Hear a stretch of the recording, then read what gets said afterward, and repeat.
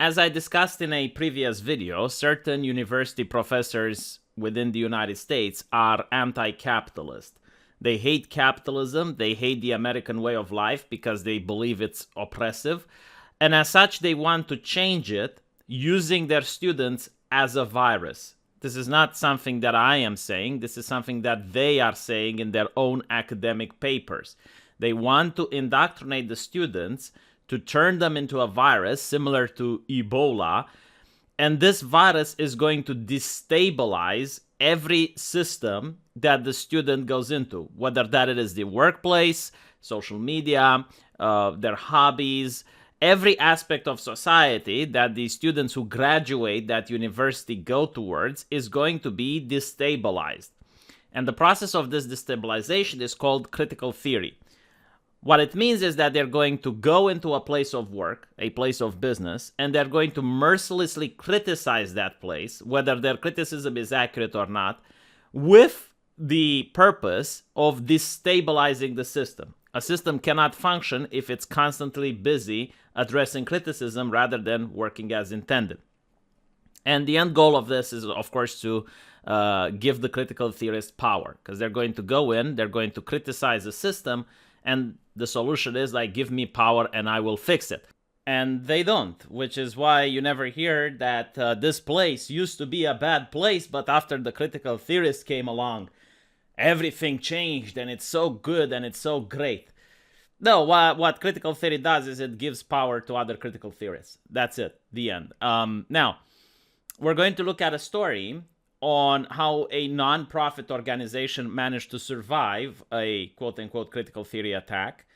And it gives very interesting insight because we usually know as consumers how these takeovers happen. You like a hobby and all of a sudden your ice cream is shouting at you about racismus.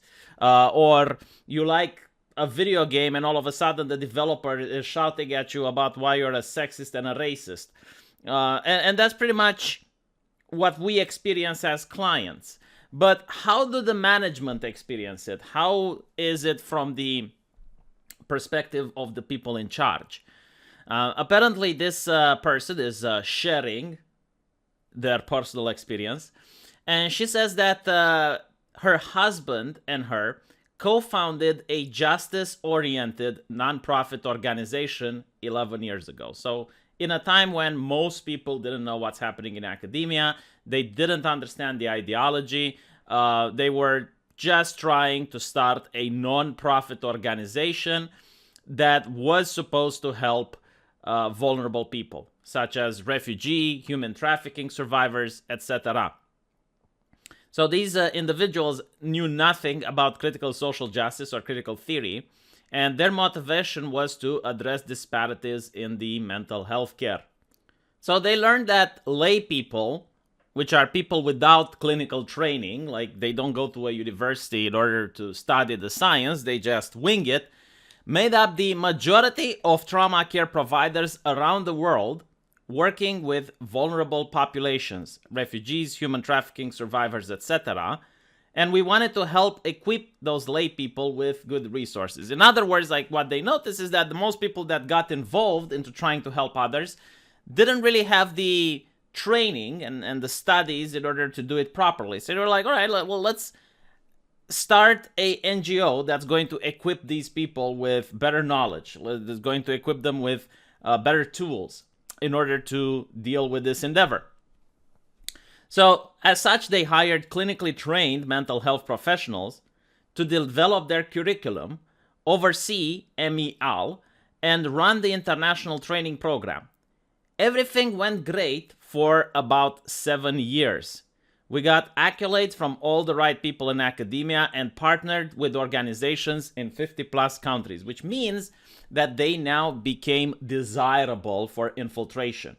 They are now a prestigious organization, and as such, it is ripe for conquest. And as we're going to see, a few years ago, we noticed a tone shift among our program staff. They became hypercritical of everything. As executive director, my husband felt he was always on trial. Every word and action was scrutinized. we couldn't figure out where this was coming from. So it's pretty much similar to Anita Sarkeesian entering the scene in the video gaming industry, and she was hypercritical of everything, including video games like Mario, Double Dragon, Hitman. Every game was mercilessly criticized by her, and it was accused that every game causes sexism and a step beyond rape in real life. So obviously for the game developers, this was a very uncomfortable position to be in. It's like, hey, you're not making video games anymore. You're not making entertainment. Women are suffering because of you, you piece of shit. That is the purpose of criticizing. We noticed shared rhetoric among the staff. Terms we heard often: systems of power and oppression, hegemony, marginalized identities, intersections, centering, deconstruct, knowledges, normativity. Didn't understand the ideology behind it, so they started doing some reading, which is what people should do when they don't understand ideology definitions or they notice something is bizarre. Then the open letter started. The letters always went to everyone in the organization, from the graphic designer to the governing board, and they always asserted vaguely that the organization was causing harm. Did you ever hear this expression? It's causing harm. Yes, like an organization that's actually dedicated to help people with mental illness is causing harm. And they always ended with demands. And this caused the people in charge to be alarmed and confused. We began having all organization sessions trying to discern what has happened and what was needed. It was quickly apparent there were no specific actions or incidents that could be deemed harmful.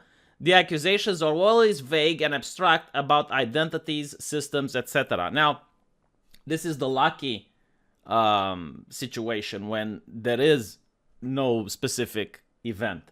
But in other cases, there can be a precipitous event that happens. I mean, if you run a business with 10,000 employees, there can be, perceivably, at one point, a case of blatant racism in the organization. And then, oh my God, like then all of these people activate and they go like, see, this is why you need to put us in charge because this is what your organization stands for.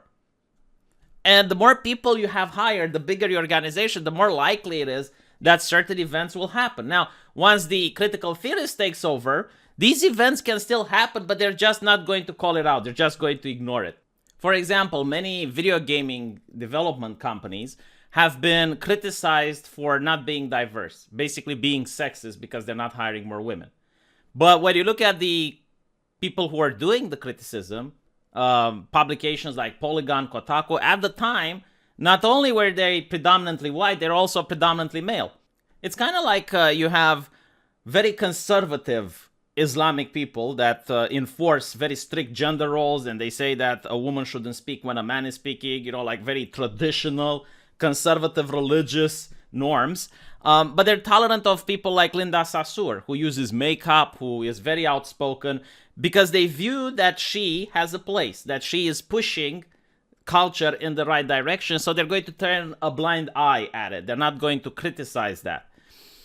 And it's very similar to how critical theorists work. Like, they turn a blind eye to other critical theorists. Even if they're committing sins, even if they're committing racism or they're committing sexism or anything like that, they just, okay, well, please do it somewhere else so I don't see it.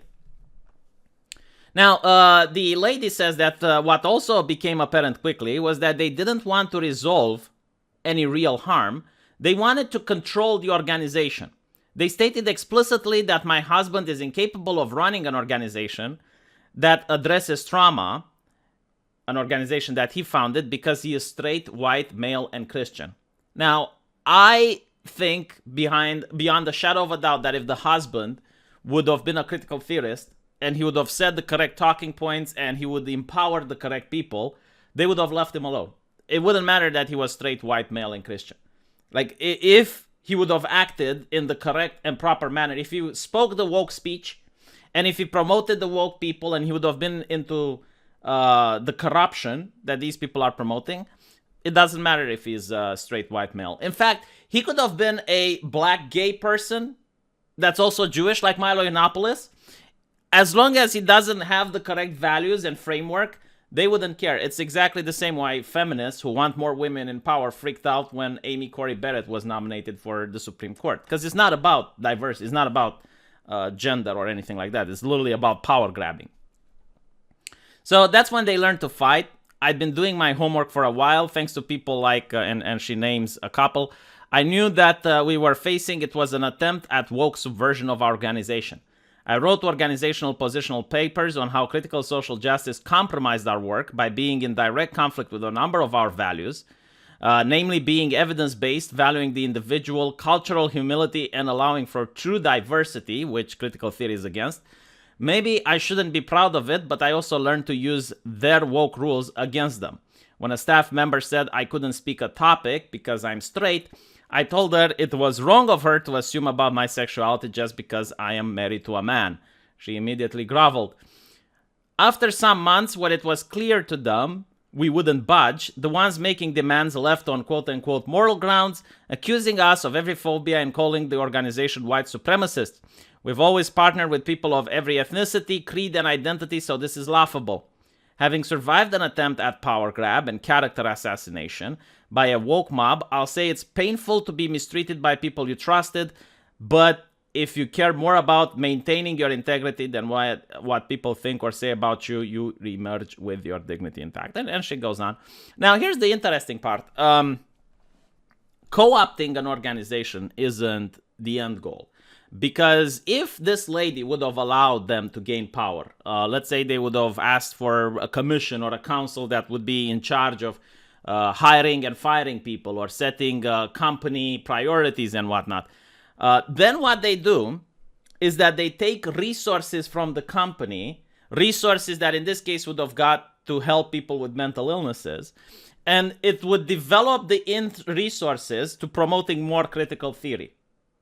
So if you're a company like Gillette, right, they take away resources that could go from researching better razors or improving the production of razors so the razors are cheaper.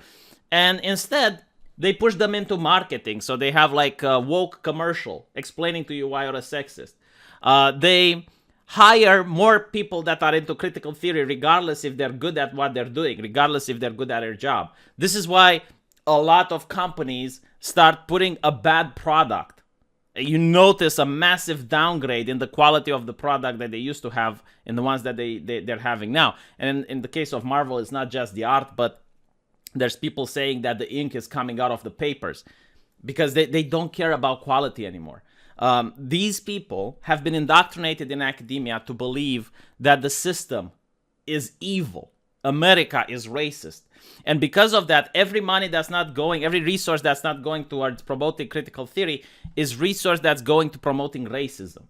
So they're now in the company and they start taking more and more resources and diverting them to bullshit.